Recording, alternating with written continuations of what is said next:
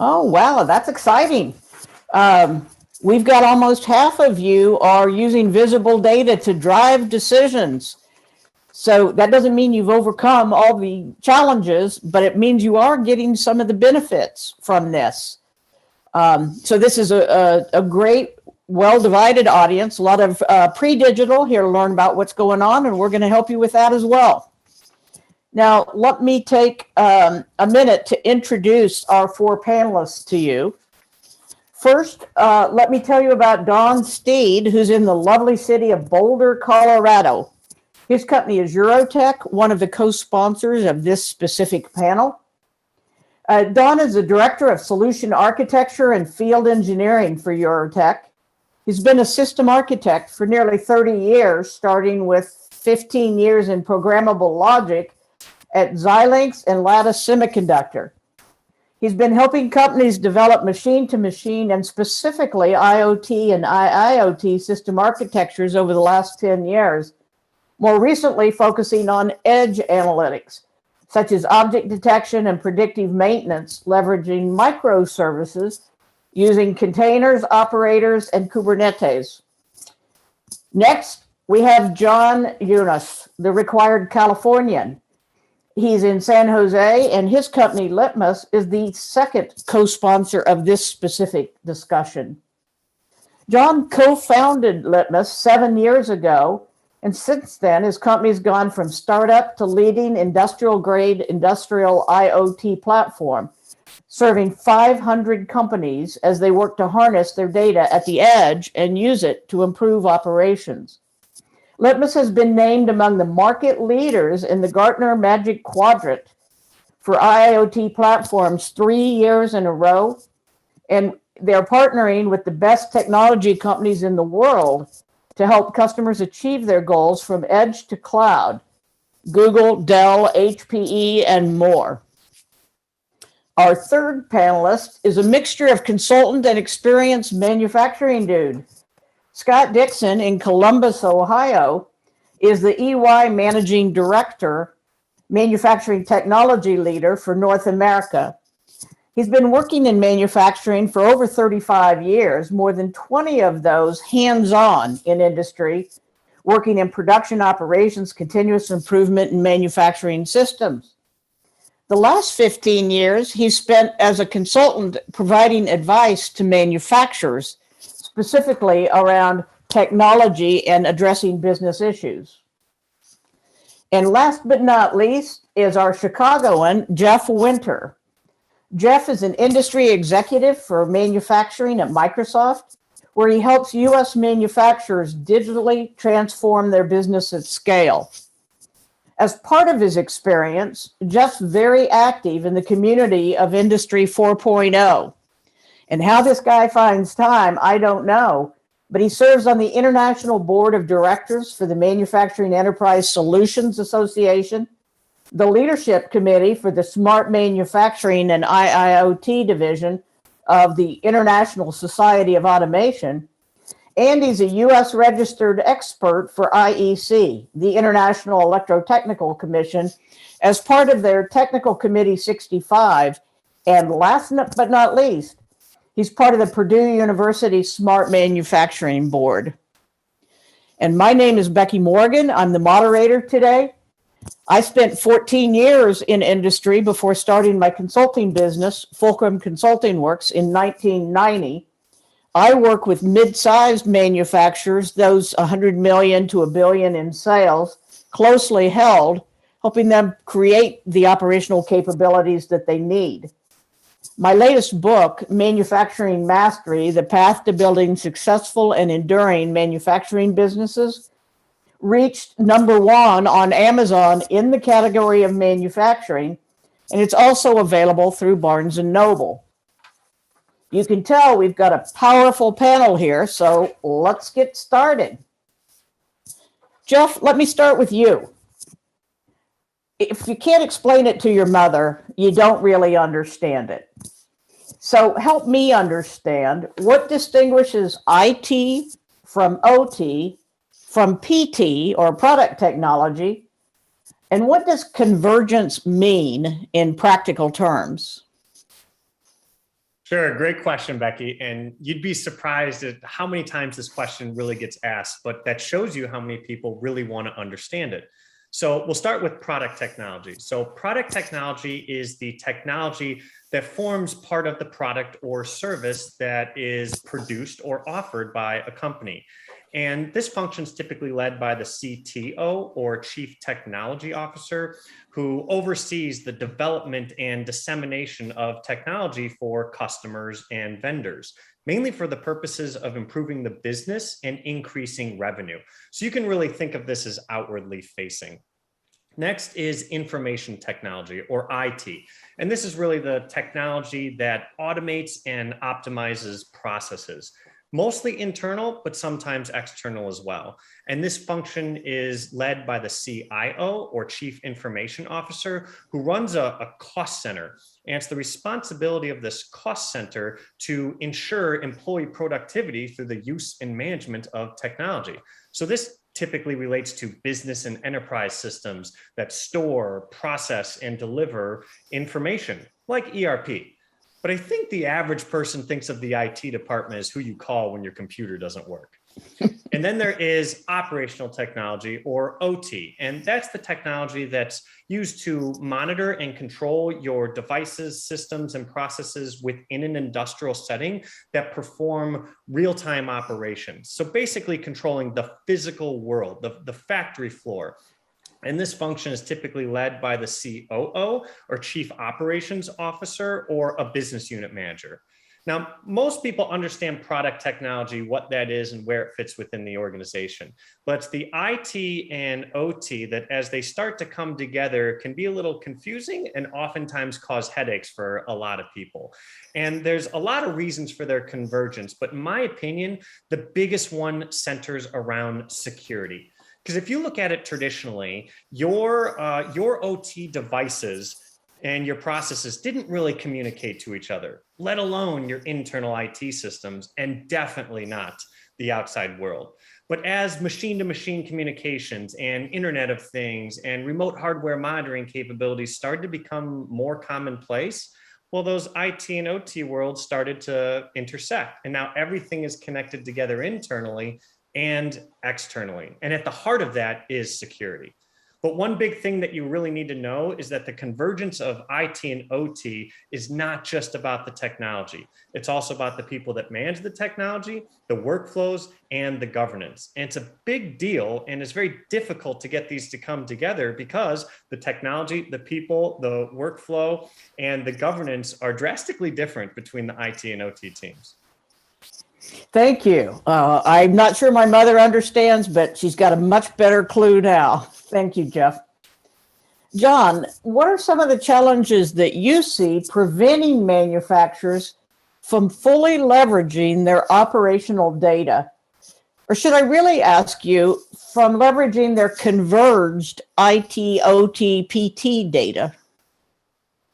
Yeah, for sure. Yeah, good to follow up after Jeff. I think that was actually crystal clear in terms of setting the landscape there. So I'm glad I can follow up after that. But essentially, one of the major challenges in the OT/IT convergence is actually getting access to operational technology data in the first place. You have a lot of silos that have been built up over the last 40, 50 years now, where you have many different control systems, especially in larger companies that are geographically dispersed or have grown through M&A.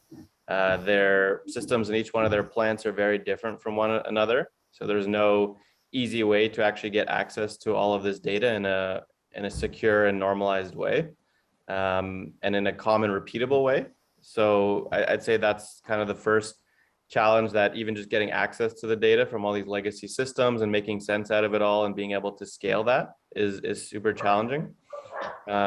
So on the other side, on the IT side, actually having tool sets that, and not only from a technology perspective, but also a human resource perspective, having people that actually know what to do with this data, whether it's business analysts or data science teams, or your IT team that's running, let's say, Azure or another cloud, to actually be able to have a proper data warehousing strategy. So there's there's first of all how to get access to the data, but then there's once you have the data, what do you actually do with it?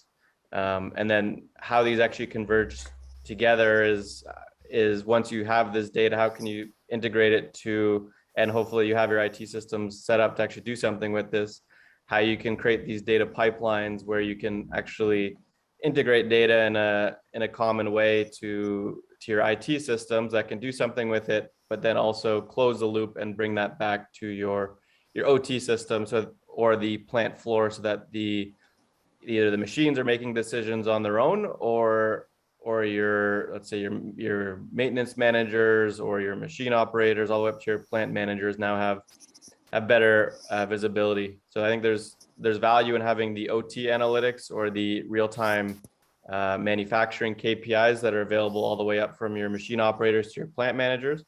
And then there's value to have data for your IT teams that they can help drive data-driven decision making for the factory, as well as have insights into all the factories globally, how they're performing, and have a proper data governance and data strategy across the enterprise.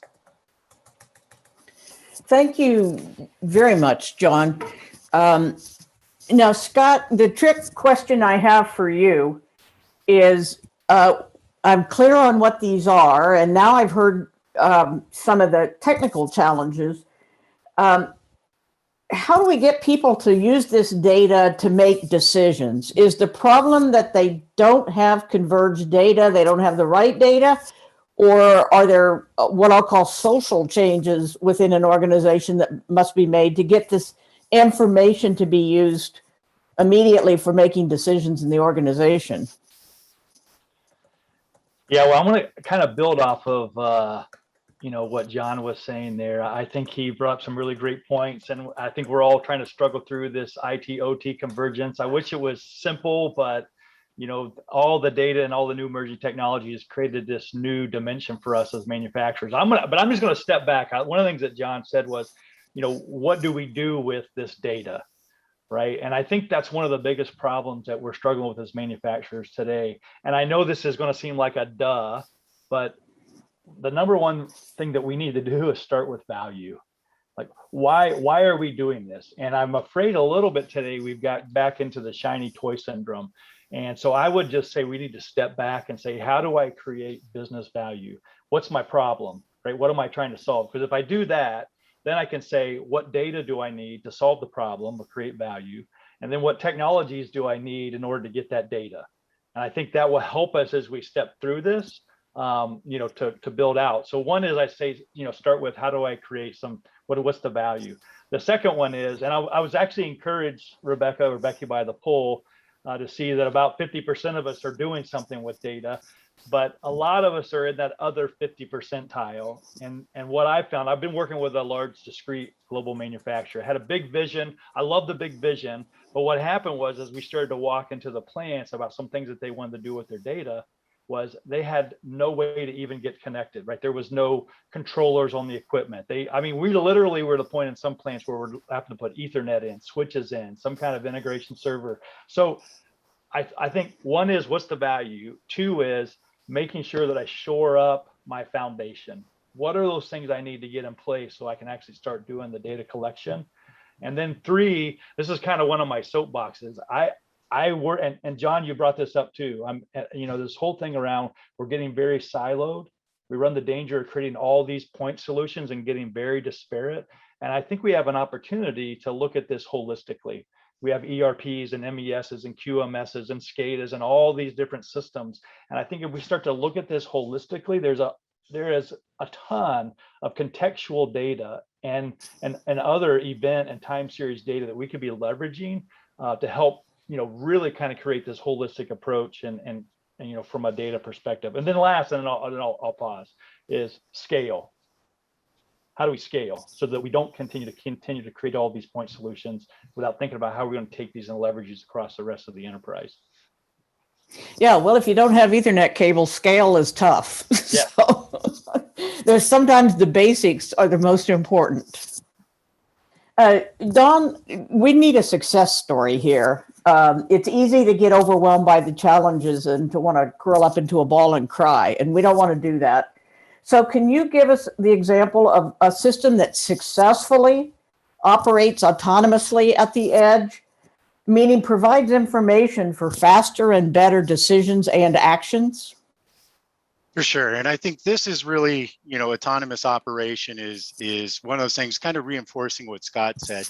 I think there are the shiny object syndrome. So a lot of companies, have heard the buzzwords predictive maintenance and AI and these analytics. And it is important that if that's your goal, so autonomous operation, if that's your goal, I want to reinforce that you do have to work from the goal and work backwards, right? So just capturing data is not going to mean you're going to be able to do autonomous operation. So, but if you do all the right, architecture deciding and you build it, you can achieve a success story like autonomous operation. So one example that I have is a laser jet cutting operation facility. And lasers on laser jets, the nice things about lasers is they're very uniform. And as you monitor the laser, it has very uniform sensor, the data coming off is very monitorable, and it tends to be uniform. So from an operational perspective, you can monitor that data. So in this particular plant, they're monitoring their laser jets. They've actually have an edge compute gateway that the laser jets are feeding through, and they're monitoring locally the data that comes through. And they're looking for thresholds, right? So as the laser starts to come to the end of its remaining useful life, it will start to go past baseline thresholds. The nice thing with laser jets and the lasers that are in the laser jet cutters is when they start to exceed these thresholds, you have a very good idea of how much time you have before these lasers will stop operating. So in a manufacturing plant, obviously, the most important thing is not to go lines down. And so monitoring this equipment is one way to do it. But autonomy is where you see these laser jets are starting to exceed their baseline, and they're monitoring for these thresholds. It exceeds these baselines, and now it sends out an alert. This alert ties into their service system, and they know, for example, I have maybe 100 hours more of operation before this laser will die. So I'm going to tie into the service system automatically and say, okay, where's the next slot to have this laser replaced? So that's an autonomy, right? It's automatically tied into the service system, finds a slot, and it schedules that laser to be replaced. Secondly, you could tie right into the ERP system. So now I know I've got a supply of lasers, and now I'm going to use one as part of the service system. So this is a whole autonomous operation from the standpoint that nobody had to monitor the data. The software automatically picked that, hey, this laser looks like it's starting to become to the end of its useful life, and it tied into the service system, and it tied into the ERP, and you're avoiding that dreaded downtime. But also from a predictive maintenance perspective, you're able to service the machine when it's convenient for the facility. So this is an example of a very successful autonomous operation on laser jet cutters. That's a great one. Thank you. And it helps us understand that we're not talking about the lights out factory. We're talking about data and information to better plan, in your example, the equipment, so that we can have it down when it needs to be down and not that we're surprised. And every manufacturer I know hates little more than they hate unplanned downtime. So Exactly. that's a great use case for this kind of technology. Now, Lucian, we have a second poll we'd like to ask our audience.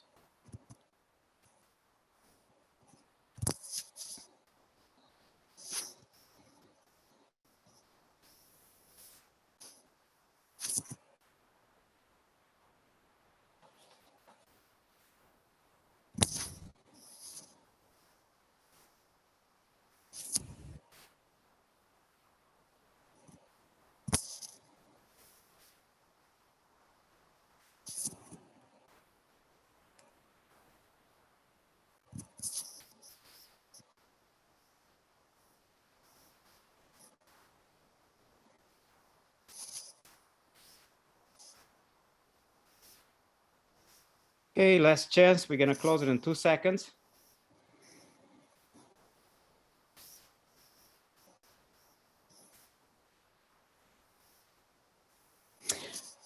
Interesting.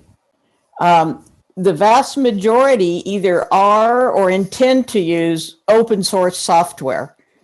And that is neither good nor bad, but I think there's some real flexibilities and some real capabilities built in there. Don, let me come back to you right now. Often, lifecycle management of software, of hardware, of firmware is a challenge. Do you want to talk to us about that and how open source may or may not help with lifecycle management? Definitely. So I am very thrilled to see that so many people are, using open source software. Part of a big advantage with that is that ability to leverage the velocity that's happening in the open source community. And so with that, that ability, you're now coming into this full range of, I've got to do life cycle management, right? So as I'm bringing software in particular, seeing huge velocity with Docker containers or Moby containers, so the containerized software and sharing with the community those open source software is really accelerated innovation I've seen in manufacturing, particularly areas like object detection. A lot of these models, these inference models for object detection are coming from the open source community. So you're seeing huge velocity and a lot of great shared technology and innovation coming from open source. But one of the important things that was talked about is, Jeff mentioned it, John mentioned, we all, the panelists here have talked about it, is you do the integration with the software. A lot of people think of the lifecycle management as just the software stack that's running, right? But what's important is we talked about a lot of, you have legacy equipment out there in manufacturing, you have new equipment, there's sensors. The sensors are, in the industry are just exploding, the number of sensors, the types of sensors. And so as a manufacturer, it's important to have a platform that allows you not only to manage your software stack, but you also want to be able to manage the firmware. And the reason for that is, let's say you want to add a new vibration sensor, or there's a new sensor that came out that detects, thermal data or hydrogen or something to that extent. And you want to retro that to a piece of equipment.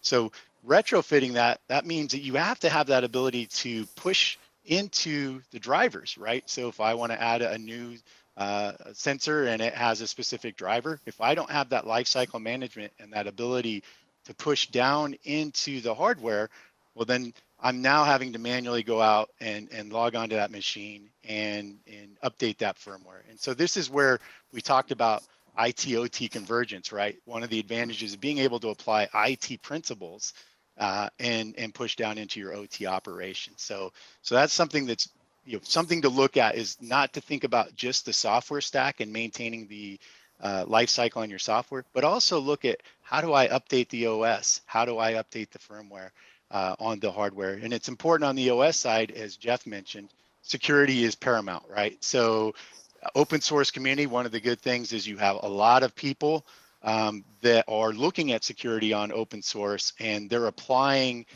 those fixes. So critical vulnerabilities are, CVEs is a term you'll hear a lot in operating systems. And when those come out and there's critical ones, you want to be able to deploy quickly and plug up those security vulnerabilities. So again, that's the importance with the lifecycle management. Don't look at just the software lifecycle, but make sure you're looking at the firmware and your operating system as well. It's always something. Rosanna Dana was right. Okay, Scott, what do manufacturers need to do to find more success with data analytics? If we're going to get all this data and have it converged, how do we find more success with the data analytics itself? Is that a technical challenge or a social or capability challenge within an organization? Scott, help me out. Yeah, no. So before I jump into that, Don, thank you for tackling the fun subject of governance and life cycle management and all those things are essential, right, as we're doing this. But it's one of those things we it's got, you got to do it, but it's not a lot of fun to do it. So I think you're exactly right. In fact, I'll get to that. I think that is one of the issues when it comes to, the problems that we're having with success. But so here's the disappointing news for me, though. We've been at this for a long time, right? We've been talking about data lakes, data warehouses, data, whatever, for a long time. And I continue to read analysts that are doing reports and studies that are saying we're failing in manufacturing. I mean, literally, it's anywhere from 60 to 80% of the data analytic projects, what I read about, they're saying we're failing at this. So we've got to change something. And, I'll give you an example. One of the problems I think we do have. So I was working with a large CPG company, global, and I went to meet with them. We're having this conversation of what they're doing with their latest data lake, and they're collecting all this information, sensors, equipment, MES, QMS, ERP. I mean, all this data. I mean, it was very exciting, right? And so we finally get to the point and I say, this is awesome. So what are you doing with all this data? And literally this was the answer. We archive it every 6 months. See, we've gotten confused. We've thought that success is about data collection, but that's not success. Data collection is what you have to do to achieve this. Success is about the data management and the insights that we're trying to derive. And we've been too focused on how do we collect all this data. And what's happened is, and you've heard us before, we're not creating data lakes, we're creating data swamps because we can't even figure out how to sift through all of them. Right. So again, you're going to hear me continue to harp on this. So one is, why are we doing it? What's the value? Right. So we have to understand. I mean, sometimes I tell people, go ask your divisional leader, your C-level person, your plant manager, ask them why they're not going to meet their performance metrics this year. And what data could you provide in order to help them meet those? That'll help us right away get out of the gate, starting on value. And I think the second one is kind of building on a little bit what Don said. We need to create a data framework. We need some modeling and industry standards, right? Help us create some guardrails. And I'll continue to argue guardrails do a few things. One is guardrails help us reduce time to value. They give us more agility. They create higher quality data. And those of us who have to deal with any kind of auditing or regulatory type environment, they help us be more prepared and ready to answer those questions. So, industry standards are not a bad thing. They really are good guardrails that help us to advance when it comes to this. And then I would say, think about the value and starting small. And Don, you hit on this, and John, you did earlier as well about the people that should be participating.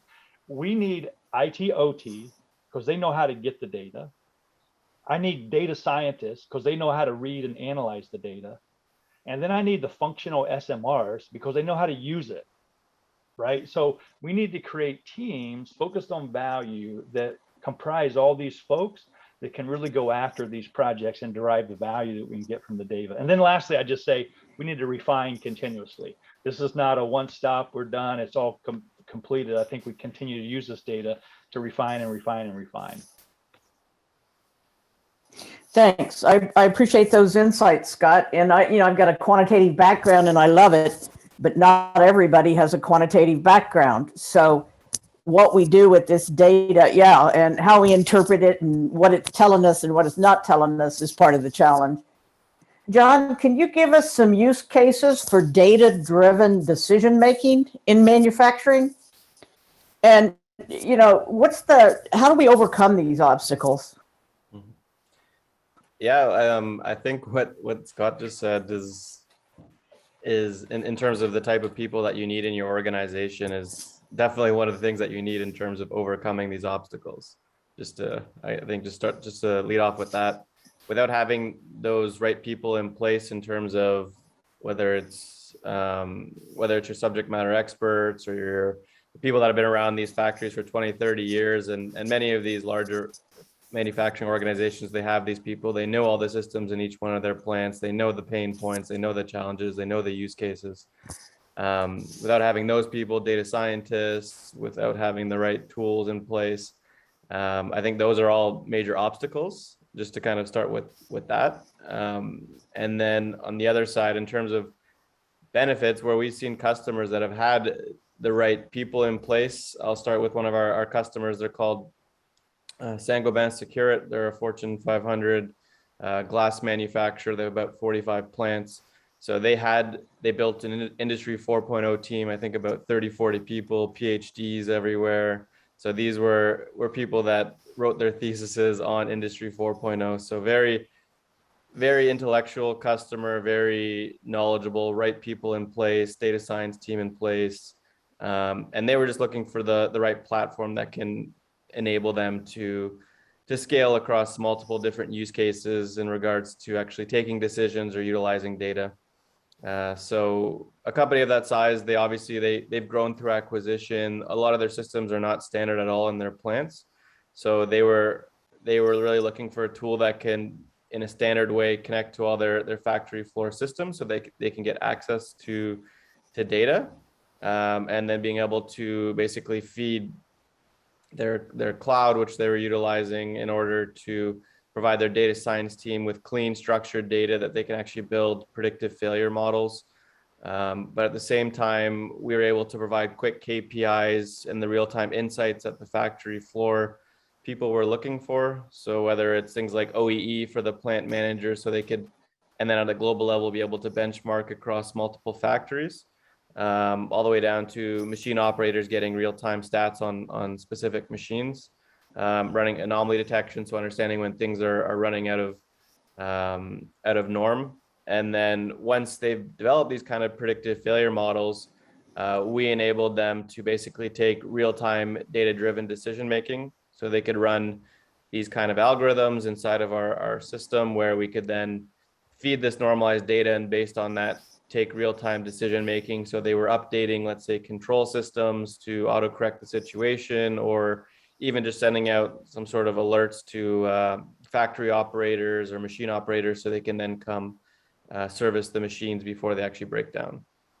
So they were able to do this because they had the right team in place, they had the right infrastructure and tool sets in place, and then we really helped create that foundational data layer for not only collection but data-driven decision making on top of that as well. So I think that's a customer use case. I'm not sure if I have a little more time, I give a second one. Otherwise, I'm happy to pass on from here. Yeah, thank you, John. Just a real quick question. If I'm under, I'm $100 million or smaller, and I can't afford a data scientist and all these people, should I just give up on this whole thing? No, you should not. I think there's point solutions which have done a great job at building specific solutions, which are kind of bundled and packaged. All the infrastructure, hardware, everything you need is under one umbrella. So I think there's good offerings there. Something that we're launching soon are actually ready to go solutions. So it's not just coming with this enterprise-wide platform, but a marketplace of out-of-the-box solutions that now you can, let's say you want OEE monitoring or some sort of condition monitoring for a specific asset or line, you can just download it and ready to go. So that's something that we've been very much ourselves as a company geared towards enterprise, but we're moving more towards now trying to provide to the masses, but that comes with ready to go solutions. And that's what's required when you're trying to tackle those markets, because they don't have the right skill sets, as you mentioned, or they don't have the budgets to invest in all this different technology and infrastructure. Okay, thanks. Jeff, if our people are going to select an IoT platform, is a single platform the only way to go? Is this like a decision that once you've made, you live with it the rest of your life? Not necessarily. So it's interesting when you look at that question. It's definitely open for debate. There are some people that like to treat it in the camp of this is like an ERP or a CRM. You need one for your entire organization. That's it. And there's others that think the concept is extremely broad and vague, and the only way to be successful is to leverage many, many platforms. And I would say, at least personally, I'm kind of in between the two. I believe you need to standardize on a single platform through the organization, but you should use and can use different platforms to kind of augment specialized capabilities. There's a reason why there are so many different IoT platforms that are out there. There are cloud platforms, there are analytics platforms, app enablement platforms, device platforms, connectivity platforms. And so you need to kind of figure out which one matters the most to your organization and use the others to kind of complement along the way. Okay, Yeah, thanks. I- Now, Oh, sorry, Becky. I was just going to build on Jeff's comments. I think he's right. I mean, and you know, we're seeing a move almost to some best of breed thinking as well around some of the different solutions and platforms that are out there. I think you got to think about your own culture, the size of your organization. There's things like IT support, you know, cost of, you know, to support all these things that are going to help play into how much of that you might want to do. So I think you got to think about some of those different variables as an organization to try to understand what's best for you when it comes to how broad and deep do you go with some of these different packages. okay, thanks. And we had talked about kind of centralized, I'll call it data, with other systems that need to feed in and out. And I don't know if that centralized platform needs to be the same. And basically, they're API kind of things that go in and out. But this is not easy. That's why system architecture is so darned important to all of this. Let me turn to an audience question. And Don, I think this is for you. If it's not, just pretend you're not here. How is all this we're talking about different from simply using SCADA? Well, I think, you know, that's the OT side, right? So if you do just your SCADA system, you're thinking specifically on OT, but integrating with the, you know, this is kind of really back to what Jeff was talking about and a bit of what Scott said. So, right. So you pick your one platform, but you're probably going to want to sprinkle, you know, different platforms or different software that is specialized in these different areas. And so, you know, just saying I just have a SCADA system and that's it, you're missing on a big opportunity to have specialized software and specialized potentially other platforms that tie into that SCADA system. Okay. And thank you. We've got another question on here from a university guy. He wants to know if you could address how you're integrating AI, artificial intelligence and machine learning with statistical process control. And that's open to anybody on the panel.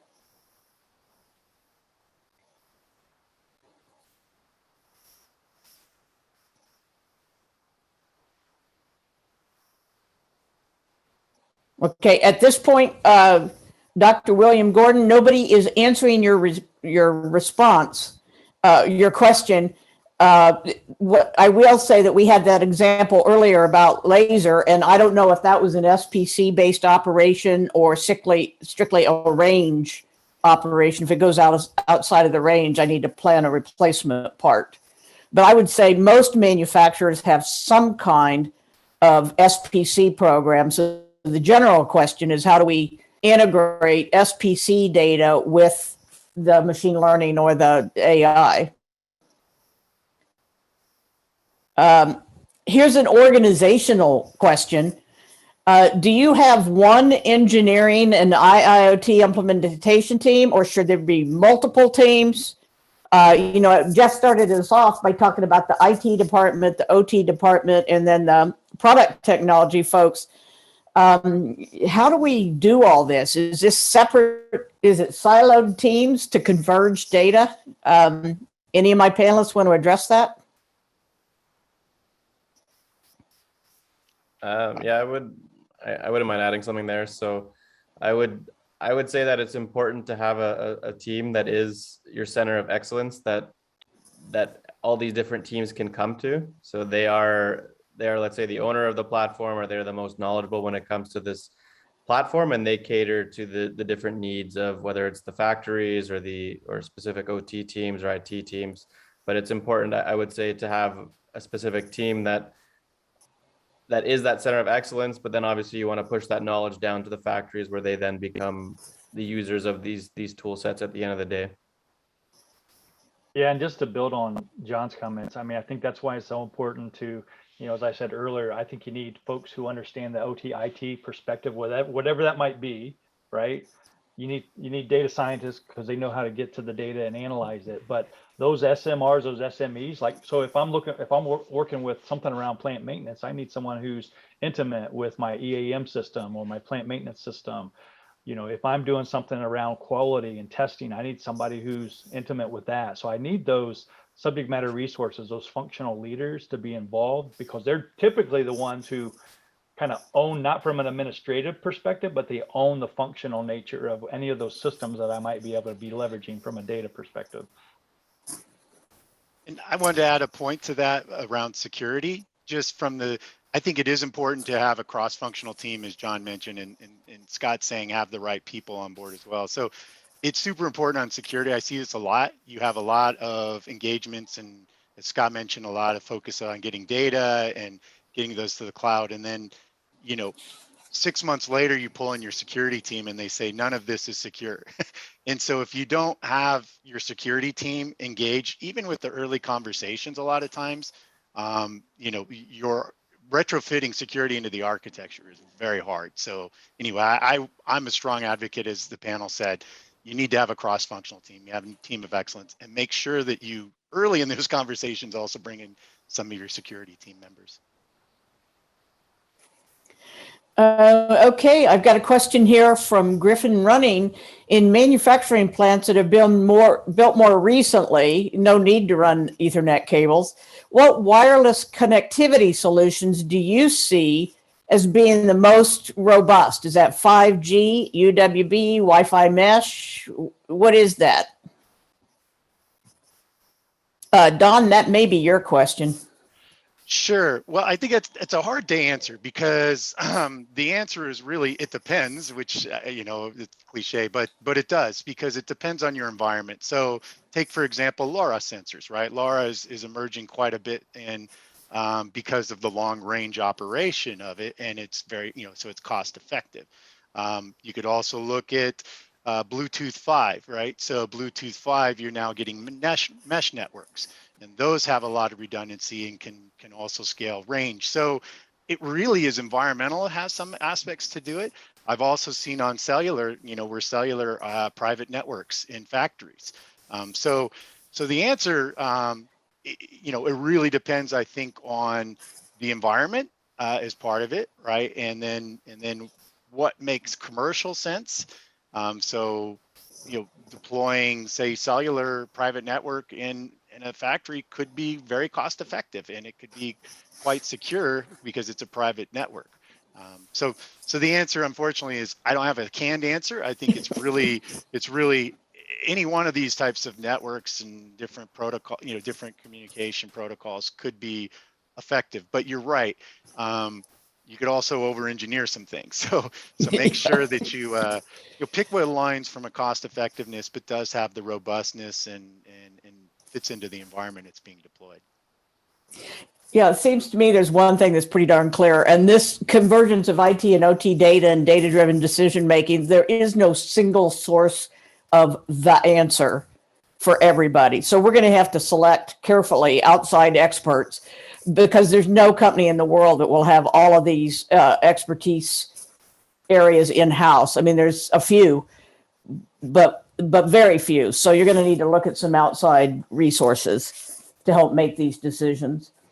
I wish I had another 20 minutes for audience Q&A, because that's incredibly practical questions with practical answers. But we're going to have to wrap up here in a minute. So what I'm going to ask each of our panelists, remembering that the title of this session is both challenges and opportunities, I want, and I'm going to start with Don, because he's on screen right now anyway. What's the most important thing you want every attendee to this panel discussion to take away? Yeah, I think the most important thing is to think about the end goal, right? And to work backwards. So instead of, as Scott mentioned, instead of working at just focusing on gathering data and making your whole structure around getting data, it's really starting with the end game. So as we mentioned before, if you're trying to do analytics at the edge, it could be something as simple as monitoring, threshold monitoring, talk about, or if you want to do predictive maintenance, make sure, again, to have that cross-functional team as part of that decision, but work from the goal and work backwards in your architecture. And then that way, I've seen a lot with data where the end game was not considered, and a lot of the data became useless, right? And because it wasn't normalized, or it wasn't synchronized, or the equipment had different components on it, so nothing could be correlated, and then you weren't able to make any kind of algorithm that was accurate and reliable. And so I would say the important thing is to absolutely make sure, think about the end goal is what you're trying to accomplish, and then work backwards and make your framework and your data gathering architecture that will lead to that end goal.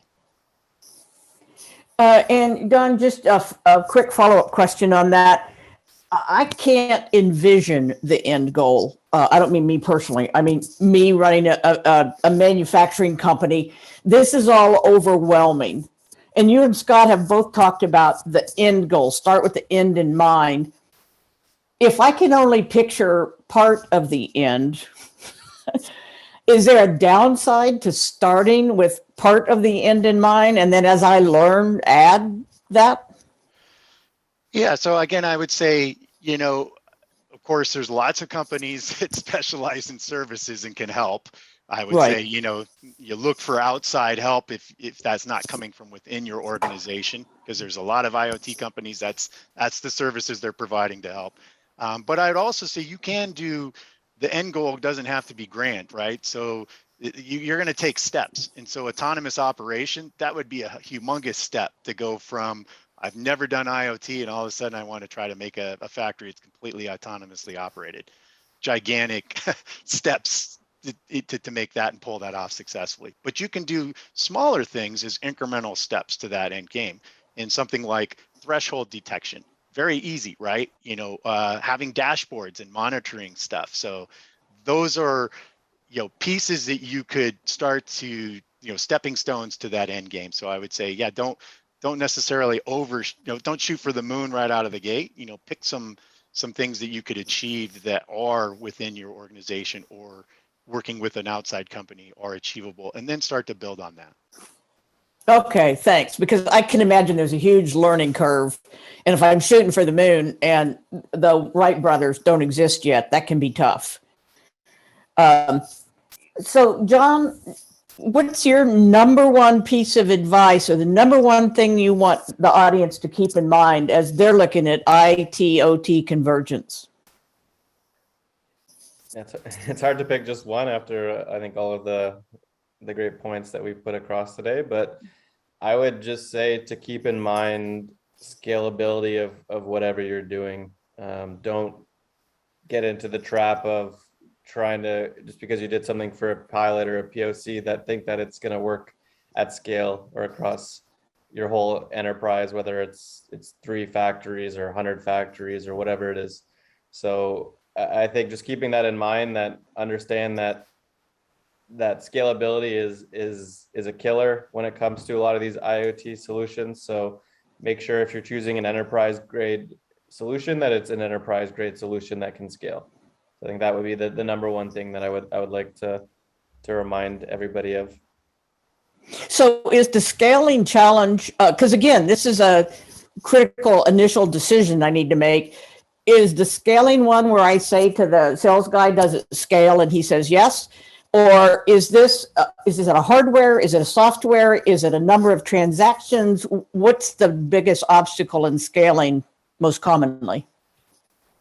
Business models can become cost prohibitive. So if you're not actually getting into these discussions at what is my total cost of ownership for the enterprise after the fact, I think that's one thing that's often overlooked. So that encompasses hardware, software, services. So if you're trying to put something in maybe the software is going to cost you $1 million or a few million, but then it's going to cost you 10, 20 million in services, and then 5 million carrying it every year. So you need to make sure that you're keeping in mind the total cost of ownership, not only to get it set up, but scale it as well as maintain it over the next 5-10 years or longer. Okay, great. So this can be a financial scalability question as opposed to the technology. Can it handle it?